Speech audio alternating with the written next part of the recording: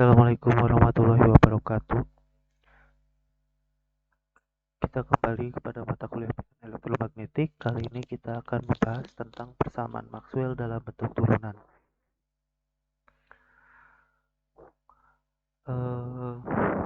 Di sini kita akan mengubah bentuk hukum Gauss untuk medan listrik maupun hukum Gauss untuk medan magnet ke dalam bentuk turunannya. Jadi kita tahu sebelumnya kita telah belajar tentang divergensi. Nah, ini adalah bagian divergensinya, bahwa integral tertutup permukaan di sini dapat kita ubah menjadi integral volume, yaitu bagian kiri dari hukum Gauss untuk medan listrik, sehingga bentuknya adalah berubah menjadi integral volume divergensi dari flux medan listriknya, sehingga bentuk persamaan Gauss ini menjadi seperti ini.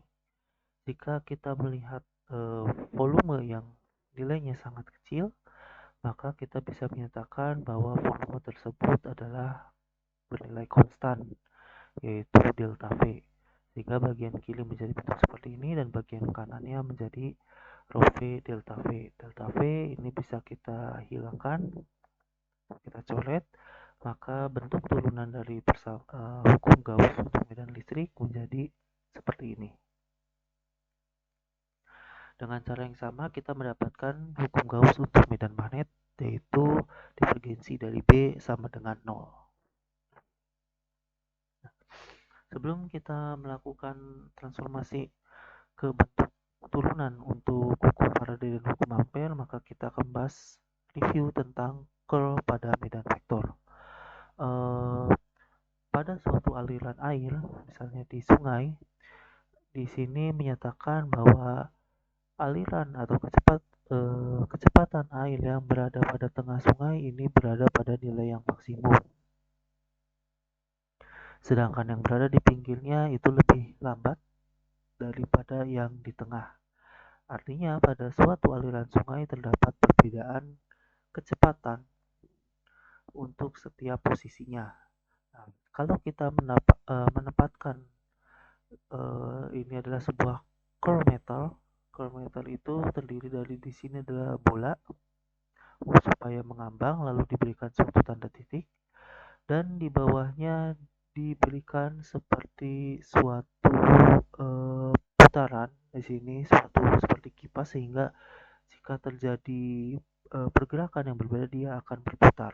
Nah, kalau core metal ini kita tempatkan di tengah aliran sungai, dia tidak akan berputar karena pada bagian sisi kanan maupun sisi kiri dia memiliki kecepatan yang sama.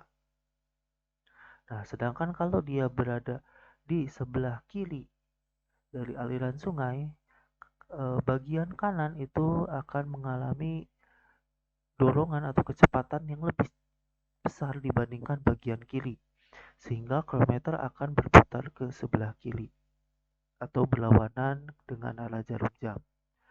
Sebaliknya, kalau dia ditempatkan di sebelah kanan dari aliran sungai, bagian kiri dari kronometer akan menerima kecepatan yang lebih tinggi dibandingkan yang di sebelah kanannya, sehingga kronometer ini akan berputar searah jarum jam. Artinya kronometer akan berputar kalau terjadi atau kalau berada di tempat yang memiliki ketidakseragaman vektor. Kronometer akan mengindikasikan adanya rotasi hanya jika terdapat ketidakseragaman pada medan vektor. Besarnya rotasi akan sebanding dengan tingkat ketidakseragaman medan vektor. Rotasi dari kronometer tidak dapat dideskripsikan hanya dengan jumlah rotasi, tetapi juga harus disertai dengan arahnya. Jadi jumlah rotasi dinyatakan dengan cepatnya dia berputar, dan arahnya adalah arah dari putarannya tersebut. Nah, di sini kita akan mendefinisikan curl pada medan vektor, misalnya medan listrik maupun medan magnet. Misal representasi flux untuk vektor kecepatan V adalah Vz Az, artinya terdapat medan yang mengarah vektor kecepatan yang mengarah ke arah z positif. Nah, ini dia ditandai dengan garis-garis. Garis-garisnya ini adalah vektor kecepatan. Lalu di sini kita tempatkan suatu atau penanda dari curl tersebut. Nah, untuk kasus yang C1, bahwa area di C1 ini karena dia seragam di kiri maupun di kanannya, maka dia tidak akan berotasi.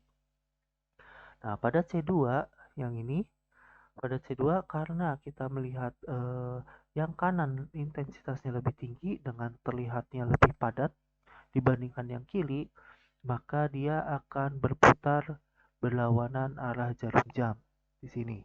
Nah, berdasarkan kaidah tangan kanan, perputaran berlawanan arah jarum jam ini akan menunjuk pada X positif. Di sini X-nya ke arah atas pada X positif. Nah, kebalikannya pada C2 yang berada di vektor yang berada di sebelah kiri lebih intensitasnya lebih tinggi dibandingkan vektor yang berada di sebelah kanan.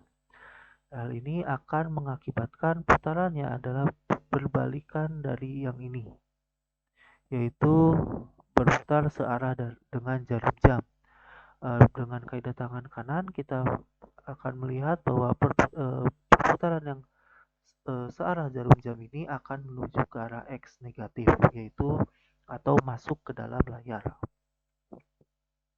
Nah, ini contoh lainnya bahwa tekanan atau dorongan air di sini, dorongan arus itu semakin dalam semakin rendah, sehingga kalau kita menaruh curl meter di tengah-tengah atau di tengah kedalaman ini, dia akan berputar.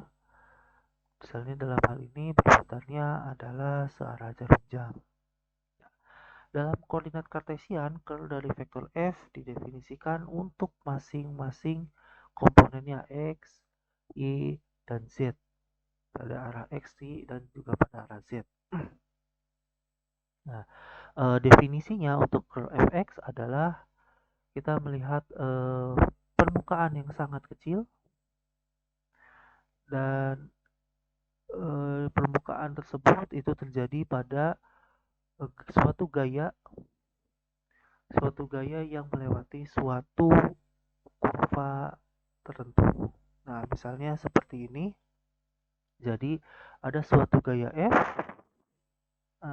Gaya F ini melewati kurva tertutup di sini dl, misalnya adalah C1, dan C1 ini berada pada bidang delta Y dan delta Z.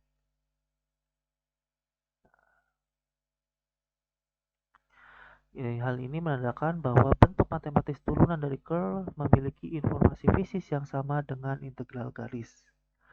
Maka perhitungan untuk medan vektor F untuk Fx, Fy, Fz kita akan menghitung pada komponen Fx tersebut, yaitu yang bentuk didefinisikan seperti ini. Kita hitung F integral garis integral F dot min ini arahnya adalah ke arah AZ, lalu yang ke arah AY positif, AZ positif, dan AY negatif. Jadi kita melihat ini C1 dibagi ke dalam 4 bagian, 1, 2, 3, 4. Yang nomor 1 ini mengarah ke Z negatif, yang nomor 2 mengarah ke Y positif, nomor 3 adalah ke Z positif, dan nomor 4 adalah ke arah Y negatif. Nah, maka masing-masing bentuknya seperti ini. Lalu kita sedikit ubah dengan di sini adalah bagian yang ketiga, karena F-nya itu adalah bergeser dari F yang awal yang di bagian satu ini. Nah, sini maaf, sebentar.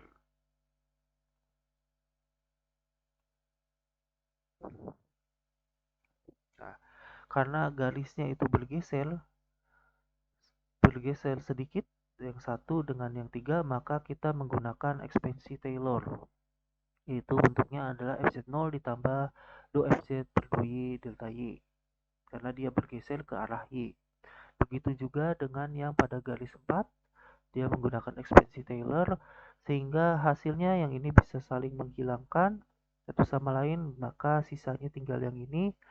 Dan kalau kita lihat bahwa DZ itu pendekatan yang berupa panjang sisi, maka DZ dianggap sebagai nilai konstan delta Z seperti ini.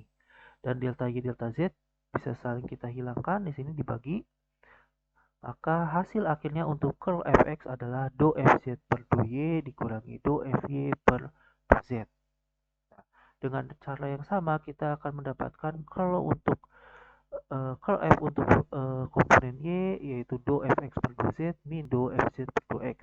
Begitu juga dengan curl f pada komponen z, do fy per do x dikurangi do fx per do y, seperti yang terlihat pada gambar. Ini adalah untuk komponen z yang bawah, dan ini adalah untuk komponen y. Kalau kita tuliskan secara keseluruhan, maka curl f didefinisikan atau dituliskan seperti ini untuk koordinat kartesian. Sedangkan untuk koordinat silindrik maka bentuknya menjadi seperti ini yang kedua, dan koordinat bola menjadi bentuk yang seperti ini. Ini harus diingat tergantung di mana kita menggunakan koordinatnya, maka kita menggunakan bentuknya masing-masing. Teorema Stokes menyatakan bahwa kita dapat mentransformasi bentuk integral tertutup garis menjadi integral permukaan. Ini sama seperti teorema divergensi, tapi teorema Stokes mengubahnya ke dalam integral permukaan. Jadi kalau misalnya integral tertutup garis seperti ini, misalnya C, maka F yang melewati C ini akan melewati suatu permukaan yang dibentuk oleh integral garis tertutup tersebut. Nah, di sini untuk setiap permukaannya kita bisa mendapatkan misalnya ini adalah suatu integral tertutup yang dilewati oleh F tersebut, sehingga ini bisa digambarkan sebagai curl dari F yang melewati integral tertutup tersebut yang ditransformasikan ke dalam suatu permukaan. Nah, dari bentuk ini maka kita bisa mengubah nanti untuk hukum Faraday dan hukum Ampere dalam bentuk integral menjadi dalam bentuk turunan. Nah, jadi kita untuk bentuk hukum Ampere maka kita bagi ke dua sisi kiri maupun kanan dibagi dengan delta S. Nah, sehingga bentuk yang ini adalah definisi dari curlnya sendiri menjadi curl B per mu 0, dan bagian sini kalau kita menganggapkan integral yang kalau bentuk yang permukaan yang sangat kecil maka ini menjadi bentuk konstan delta S, maupun yang ini pun menjadi bentuk konstan delta S, sehingga delta S dibagi delta S adalah 1, maka bentuk akhirnya kita dapat tuliskan menjadi curl B per mu 0 sama dengan J ditambah do per dt dari flux medan listrik. Di sini mu 0 sendiri adalah nilai konstan sehingga dia dapat dipisahkan atau dipindahkan ke bagian sisi kanan jika diperlukan. Dengan cara yang sama, kita dapat mengubah hukum Faraday dengan membaginya delta S untuk kedua sisi, sehingga bagian kiri ini menjadi curl dari E, dan bagian kanannya ini untuk permukaan yang sangat kecil, sehingga delta S menjadi ds ini menjadi konstan delta S, sehingga delta S dibagi delta S adalah 1, sehingga bentuknya adalah curl E sama dengan min do B per do T. Nah, untuk kasusnya medan listrik maupun medan magnet statis, hukum Ampere dan hukum Faraday akan berubah, yaitu menghilangkan bagian atau menolkan bagian D per dt, karena tidak ada medan listrik maupun medan magnet yang berubah terhadap waktu, sehingga hukum Ampere berubah menjadi bentuk seperti ini, dan hukum Faraday yaitu curl E akan sama dengan 0. Nah, ini adalah keempat bentuk persamaan Maxwell dalam bentuk turunan, bisa dilihat. Contoh soal, tentukan medan vektor mana yang dapat merepresentasikan medan magnet. Kalau kita menyatakan dapat merepresentasikan medan magnet, artinya dia harus memenuhi persamaan dari hukum Gauss untuk medan magnet, yaitu divergensi dari B sama dengan 0. Maka bentuk B ini kita bisa langsung tuliskan divergensinya. Ingat, karena ini hanya adalah rho, P, dan Z, maka ini berada pada koordinat silinder. Maka gunakan rumus divergensi untuk koordinat silinder, yaitu bentuk seperti ini, dan kita dapatkan turunannya masing-masing adalah ini 0, 0, dan 0 adalah 0. Artinya bentuk yang pertama ini dapat merepresentasikan medan magnet. Untuk bentuk yang kedua, di sini kita langsung divergensikan karena X, Y, Z adalah bentuk kartesian, maka kita gunakan divergensi untuk bentuk kartesian.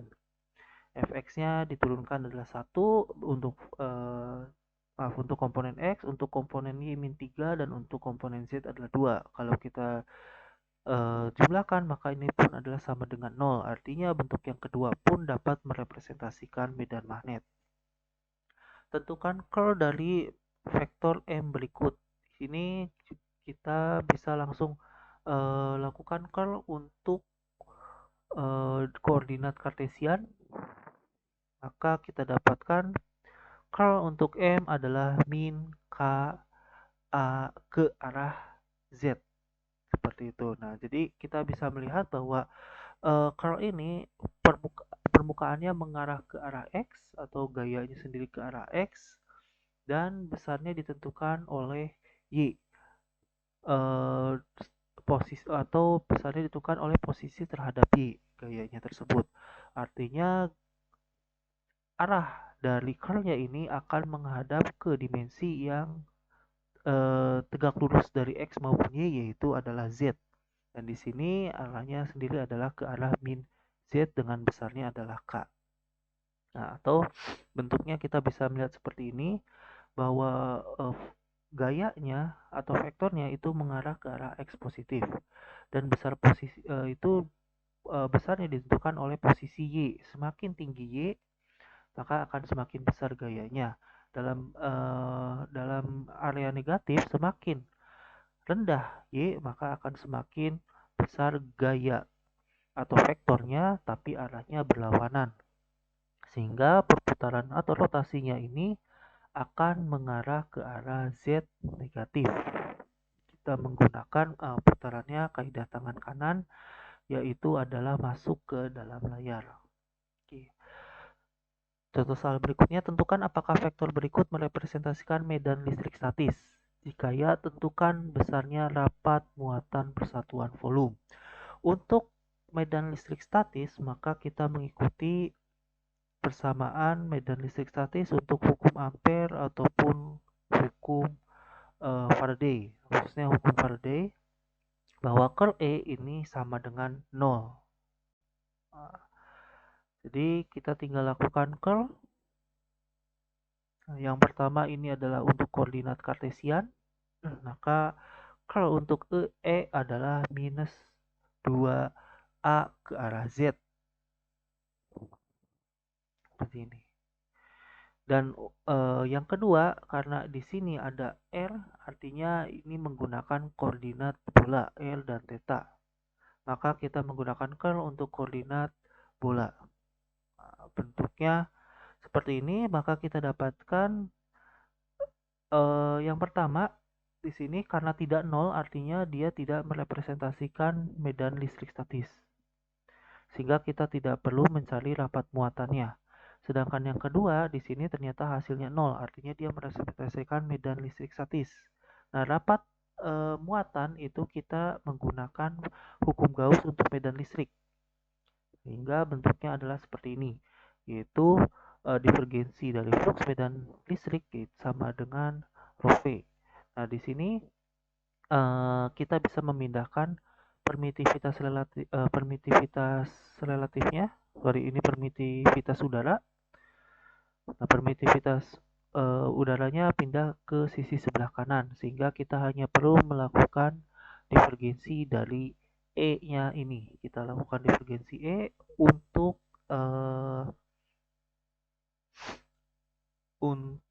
koordinat bola. maka hasilnya ternyata rho V akan sama dengan 0. Artinya di situ tidak ada sumber muatan atau sumber muatannya netral, positif, jumlah positif dan negatifnya sama. Contoh soal berikutnya, tentukan apakah vektor berikut merepresentasikan medan magnet statis. Jika ya, tentukan besarnya rapat arus. Nah, ini kebalikannya dari yang sebelumnya. Untuk kita mengetahui apakah dia merepresentasikan medan magnet, tentu kita menggunakan hukum Gauss untuk medan magnet, yaitu divergensi dari B harus sama dengan 0. Baru untuk menentukan rapat arus, kita menggunakan hukum Ampere, yaitu curl dari B akan sama dengan J dikalikan dengan mu 0. Mu 0-nya kita pindahkan ke sisi sebelah kanan untuk memudahkan perhitungan. Nah, di sini jadi kita melihat menggunakan hukum Gauss untuk medan magnet, ternyata nilainya 0, artinya dia bisa merepresentasikan medan magnet. Nah, berikutnya kita gunakan curl B sama dengan J dikalikan mu 0. Nah, sebentar.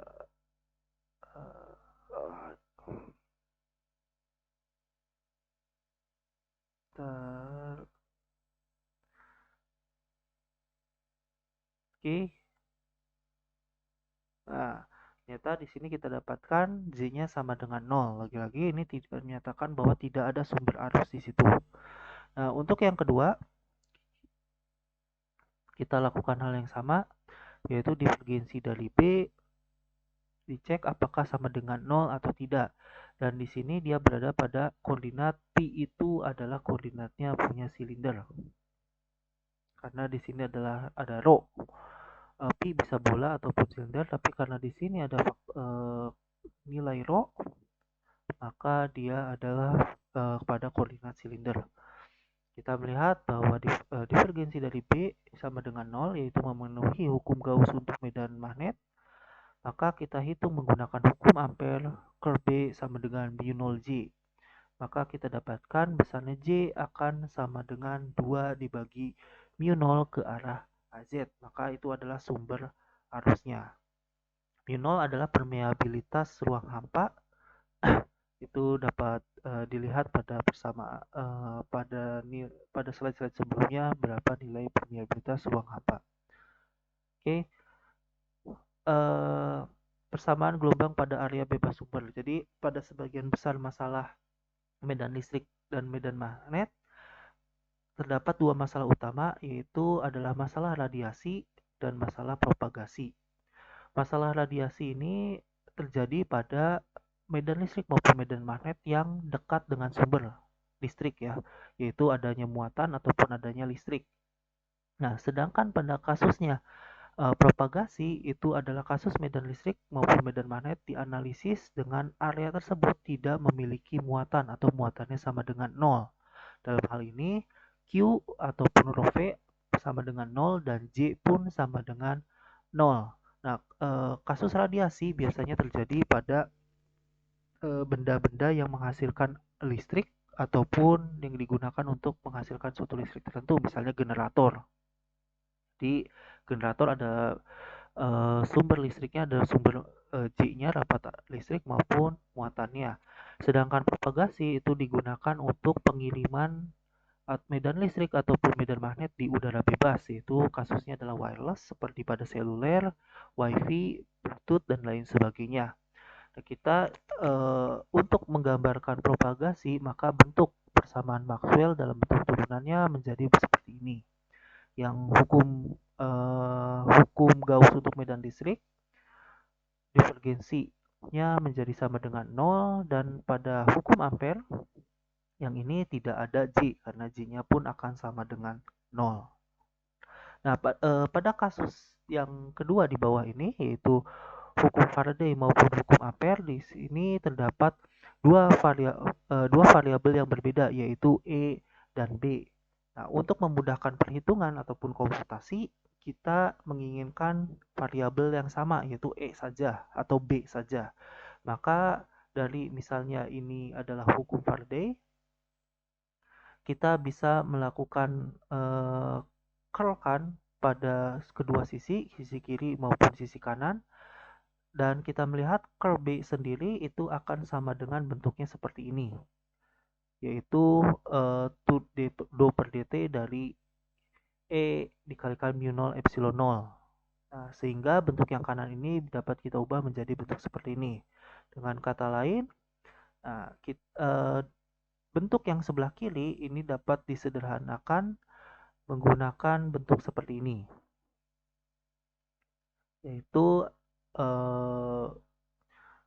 nah seperti ini, dan kita tahu bahwa divergensi dari E sama dengan 0 untuk untuk kasus area bebas sumber dilihat dari hukum Gauss yang sebelumnya, yang ini.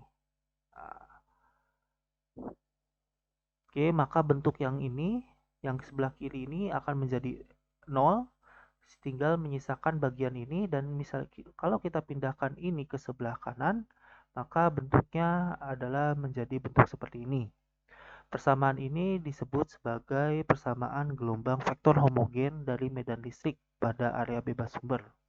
Dengan cara yang sama, kita pun dapat mendapatkan persamaan gelombang vektor homogen dari medan magnet pada area bebas sumber, yaitu memiliki bentuk yang serupa dengan pada kasus medan listrik. Nah, sebagai catatan, untuk nabla kuadrat itu dikatakan atau disebut sebagai operator Laplace dan memiliki nilai skalar dengan bentuk seperti ini. Untuk X, Y, maupun Z dapat dihitung dengan cara seperti ini.